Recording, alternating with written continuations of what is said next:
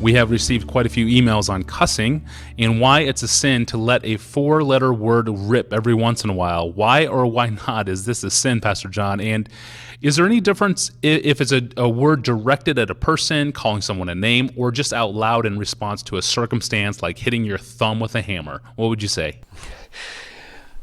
Okay. These are questions. This kind of question is the sort of thing parents have to deal with, because we all have to set standards for our kids, and I think kids soon, not late, soon need to have reasons for the standards that you set for them. Like, we don't say that in this family. Well, why don't we say it? And we need reasons. So here's some of my thoughts about language. First, there's a whole category of the misuse of important realities. I'm thinking God, Jesus Christ, damn, and hell. Okay, let's take those 4. I think the Bible is pretty clear and pretty explicit when it says don't take the name of the Lord in vain, that God as a throwaway word, or Jesus Christ as a word of I just hit my finger, or something just terrible happened, or damn as a swear word, or hell as a throwaway swear word. The problem with all those is that they take things that are unbelievably important, serious, and they turn them into moments of smallness.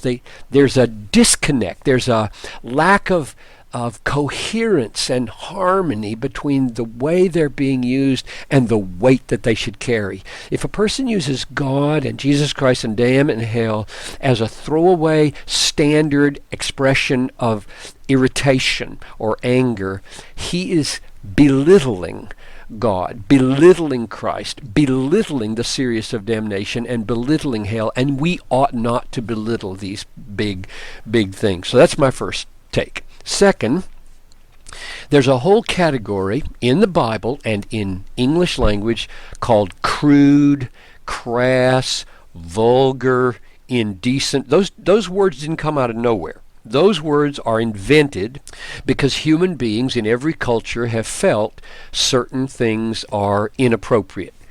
Every culture has something that they view as offensive, or we have this word off color, or we have the word rude. Now, a person might ask, well, is there a biblical category for that stuff?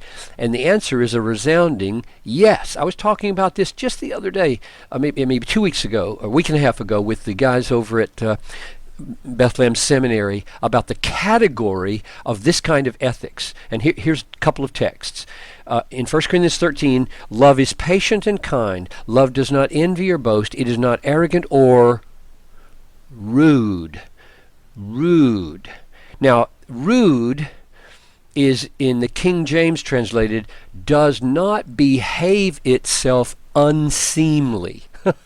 Now, that word unseemly, that's an old-fashioned word. Hardly anybody uses it today, but we all know what that means. There are things that are inappropriate. They're dishonorable, they're disgraceful, they're indecent. So the Bible says, be aware in the culture where you are not to offend unnecessarily against what is broadly considered rude. Or here's another one. Ephesians 5:4. Let there be no filthiness, nor foolish talk, nor crude joking, which are, and then you get this phrase, out of place, unfitting.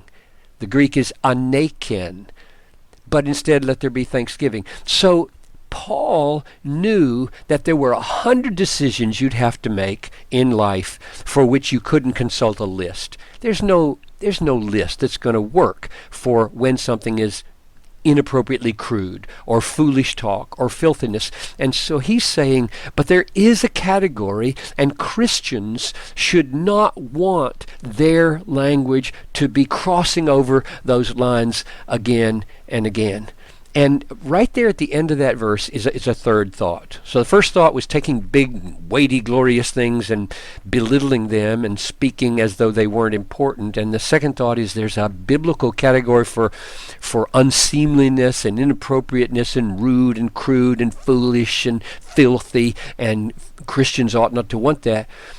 Here's a third idea. At the end of that verse there that I quoted from Ephesians 5, it says, "But instead, let there be thanksgiving," which I think means that Paul thought if your heart is right and brimming with gratitude to God in all things, that will be a monitor on the kind of crudeness that comes out of your mouth.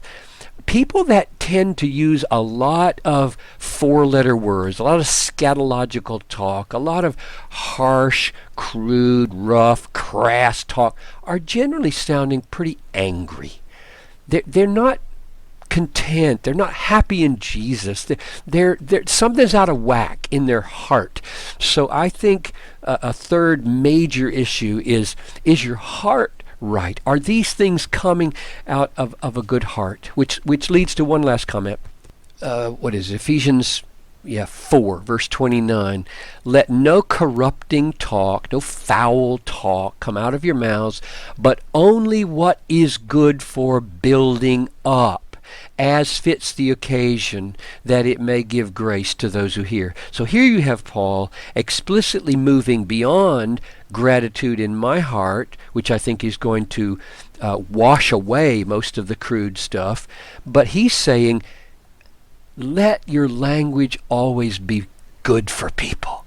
And what he means by good for people is minister grace for them. So you should ask, if you're about to say some four-letter word or for some harsh and ugly thing that's kind of dirty, is it going to be good for people? Is it going to build them up? Is it going to make them stronger? Is it going to make Christ more beautiful in their eyes?